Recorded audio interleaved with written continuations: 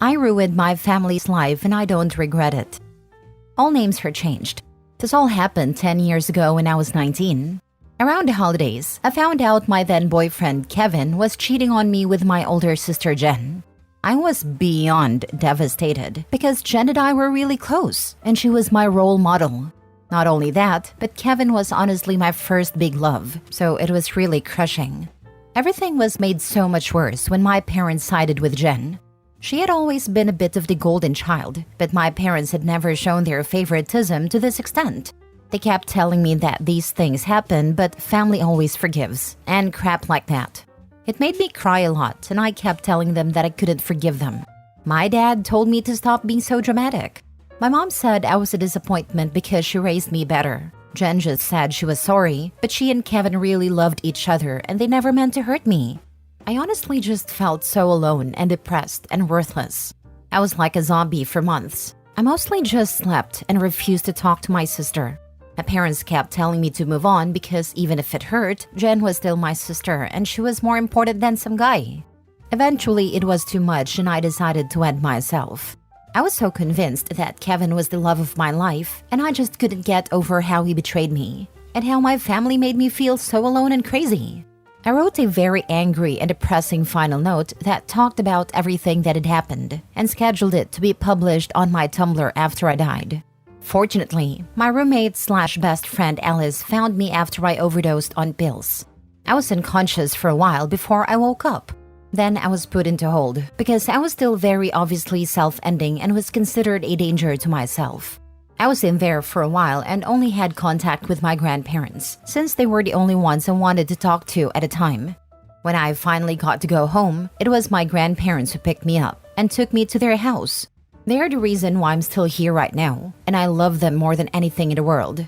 They put me in therapy, got my medication, and were with me the whole time. I never asked about my family, and they never told me anything either. At the time, I just assumed they were mad at me for being dramatic. Then, I got the real story from Alice a month later. Her then-girlfriend had been angry on my behalf and shared my Tumblr post on our Facebook. She even tagged my parents, Jen, and Kevin and called them out. Her then-girlfriend was also one of those people who had over 1,000 friends, so the post got shared, and my family and Kevin were attacked by family, friends, and strangers.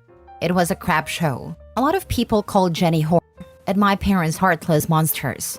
My mom was ostracized by her church. My dad's friends stopped talking to him. A lot of Jen's friends were disgusted by her behavior and ditched her. Kevin got backlash too because he lied to his super religious family that we had broken up amicably and said God guided him to Jen. My grandparents told my mom, their daughter, that she was dead to them for how much she and my family hurt me.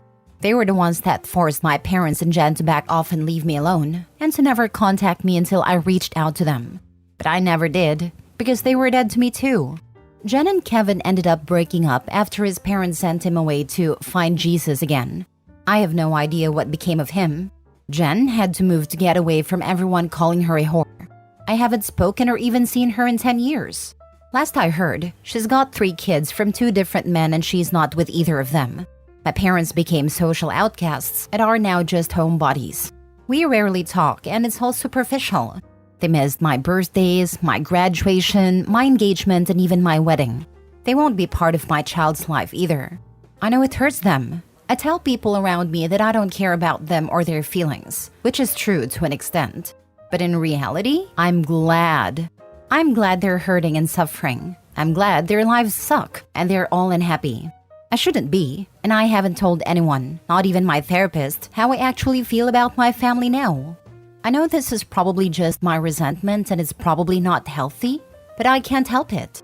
I almost ended myself over what they did, so it feels almost like karmic justice to see them hurting now. I even kind of hope they feel like how I've felt, alone and like no one cares about them. I'll tell my therapist one day, but I just wanted to say to the void for now. Now for the top comments. If destroying them gave you your sanity back, congratulations. Your grandparents sound great and loving. Spend as much time as you can with them. I'm glad you're enjoying life now. My grandparents are the best. I spend time with them as often as I can, and they've been a part of all my big milestones. You didn't ruin your family's life. They did that all on their own. I'm glad you have your grandparents in your corner. Your parents and sister, I can't even imagine how that must have felt. I'm glad you're at a better place in your life now, Opie. I wish you and your family the best. My grandparents have always been on my side. I'm lucky to have them. Sometimes, in regards to my immediate family, I want to ask if it was worth it. But thank you. I'm happier now than I've ever been. Your parents just didn't think you had a power to hurt their little perfect lives and went for the least resistance path. Let your ex be with your sister, otherwise, what would have other people thought? Well, you messed all of them up and showed them that you have the power to create your own path, and they had to put up with all their lies and crappy behavior. The best revenge is living a great life. Virtual hugs. Next story. My sister being abused by my ex-fiancé, but I don't care, and I won't be helping her. 5 years ago, my older sister Jess slept with my ex-fiancé John. It was one of those I've loved him for years situations for Jess, or so she claimed back then, so she took her shot to get with him, even as the mistress he hides away. And John? Well, he was mad back then because I didn't fight for our relationship. Suffice to say that when I found out they were screwing around, I mentally thought, wow, these people are pathetic. I had no intentions of fighting, arguing, begging, and never even cried now that I think about it. Even back then, I was a one-and-done kind of person. I cut my mother off for cheating on my dad. I cut off friends who cheated on their partners even when we were stupid kids. Cheating isn't a mistake. It takes me off thinking about it. Just crying and telling me, you have to understand, like I hadn't caught her screwing my fiancé in my bed in my condo. Or John yelling at me as saying, if you ever loved me, you'd fight for me, or cry for me, or do something. And then the most hilarious line of, maybe if you put out more, I wouldn't have strayed.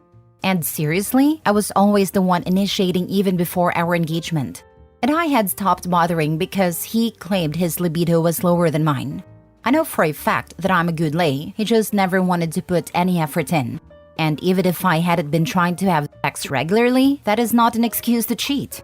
I tossed them out, packed up my crap, canceled everything but the honeymoon, and got refunds. I sent John's family their 25% contribution and security footage of John screwing my sister in the living room. It went back to the day he moved in, and the idiot probably forgot I had security cameras inside. And that was beyond petty, but despite how much his family loved me, I also knew that his doting father and grandmother would never believe John was capable of cheating on me without some kind of proof. I didn't need them harassing my family like they did others for lying about their family.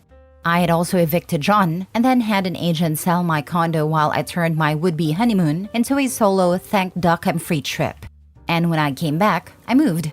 Again, one and done kind of girl. Cheaters, liars, betrayers, and perverse jerks do not deserve forgiveness nor second chances. I learned that with my parents' situation. You give a second chance, they'll do it over and over again. Then scream, you said you forgave me. And I can't help it. It meant nothing, while victimizing themselves. It took my dad years to stop forgiving my mother, but I will never make that mistake. In 5 years, Jess and John got married because she was pregnant, moved into her apartment together, and now have 3 children, 4 male, 3 male, and newborn girl. They have no friends, no familial support beyond my mother.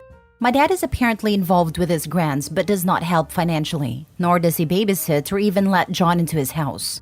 I was visiting my dad when Jess showed up at his house in the middle of the night. She had her children with her, had a black eye, marks on her neck, and bruises on her arm. I was worried as my dad brought them all in. That worry disappeared the moment she said John got angry at her because I'm not Opie. She was blubbering about all the things John expected of her and how he essentially wanted her to be me. Little Miss Perfect, even though I'm the one that didn't want him. Dad tried to stop her multiple times, but I told her to keep going. Her tirade was how it should have been me he hated and hit, not her. That John lost his family because of me. They only have our mother as help because of me. That I didn't love him enough to fight or be with him no matter the circumstance like she did.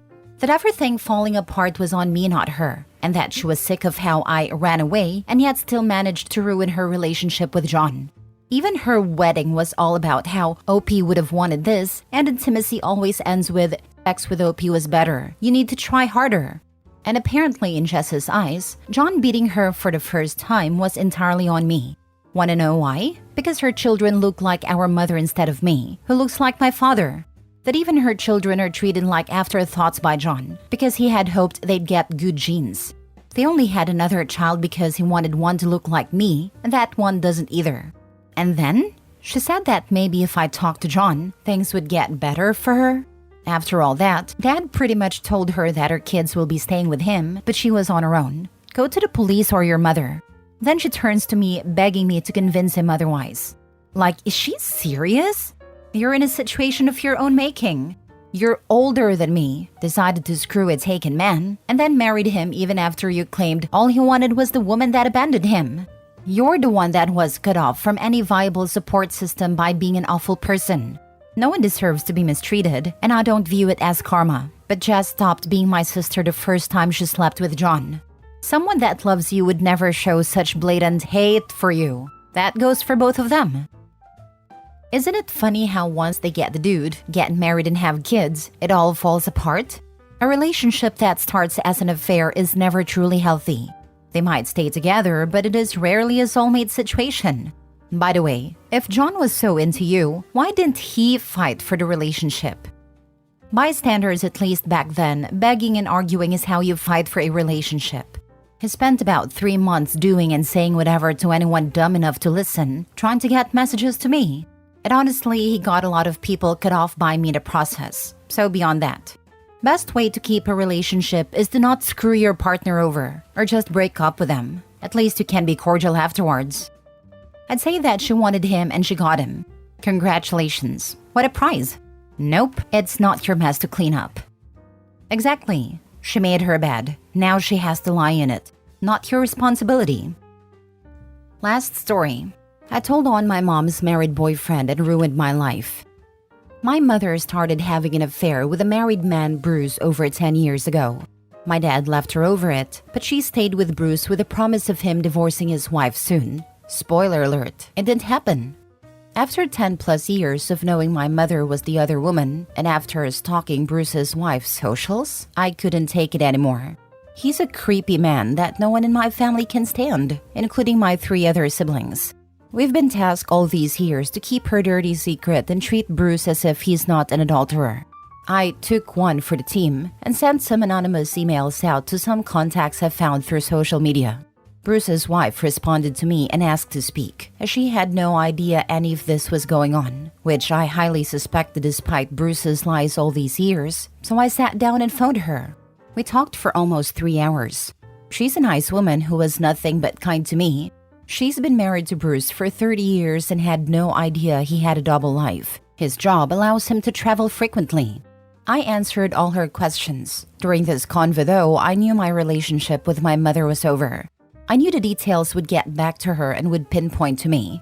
Bruce's wife thanked me over and over and shared she would be divorcing Bruce once she got her finances in order.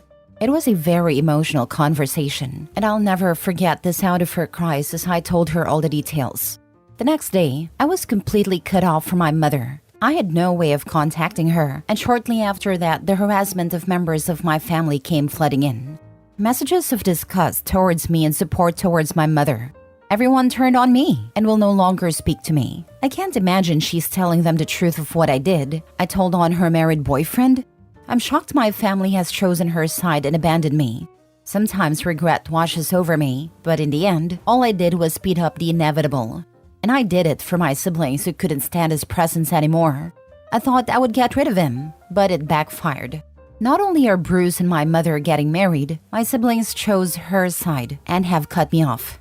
This weighs heavy on my chest. It did for the last 10 years, and now because of what I did, it will continue. Thanks for reading and letting me get it out. Now for the comments. You did the right thing. Although you maybe should have anticipated this would speed up the process on Bruce and his wife getting a divorce. Your mother got what she wanted in the end, so she should be thanking you. For the best, though, she broke up your family by her selfish actions and chose a crappy man over her kids. You probably would have ended up going no contact with her anyways. True. Not sure why mom's so upset about this all being exposed. Like, girly, you've been with a married man for 10 plus years. Clearly you aren't that ashamed. Wait, why is she mad? If you didn't tell, the adulterer would still be married, and wouldn't be marrying your mom. Shouldn't she be thanking you? Unless he never intended to marry your mom and even she knows this. Lol. I'm willing to bet mom is mad because Bruce stands to lose a lot of assets and will possibly have to pay alimony. Hard to say for sure, since we don't know the details of Bruce's marriage. But money's the only thing I can imagine being the reason he didn't leave his wife earlier, and why mom would be so mad. I'm no legal expert, but this is my best guess. Bingo. That's exactly it. Plus, most places, if you're married for longer than 10 years, it would guarantee the wife lifetime alimony as long as she doesn't remarry. Plus, the fact that if she's smart and hires a forensic accountant, any money spent on your mom and family in the last decade is considered marital property and she's entitled to half of it. So if you bought your mom a house, cars, whatever, they will be forced to sell. And or he'll have to pony up that amount during the divorce proceedings. Plus, if they have children together still at home, that's also child support. Dude basically stands to lose everything, and no doubt I wouldn't be surprised if the change in lifestyle causes your mom to look for another suitor. Did it really ruin your life though? I mean, if members of your family are harassing you and supporting your mother because you told your mom's boyfriend's wife that he's been cheating on her for the last 10 years with your mom, then I think that there are trash people who aren't worth your time. You aren't wrong. It's just hard to have everyone hate me so abruptly. Edit. Thank you to all the supportive comments. I have a few people in my corner rooting for me, but these comments have been comforting and therapeutic. The number of family that turned on me, I truly started to worry I was the problem and made a mistake. To answer some questions, money is a huge factor in all of this, which is why my mother/siblings are so angry and not thanking me. I am my mother's oldest daughter. Only my youngest siblings lives with her. We are all adults. I have 2 young children my mother has thrown to the curb for Bruce. They will never know who she is. I am in contact with a wife. She is a lovely woman who is aware of how this unfolded and has been so kind to me. I like to think in another life we would be friends. I've spent a lot of time putting together proof for her so she can get what she deserves out of the divorce. Keeping in touch with the wife angered Bruce and my mother, so much so they told my family I was harassing the wife. That fueled the fire more for my family to hate me. To the few that have commented I should have minded my own business, I wish this never was my business. What a laugh.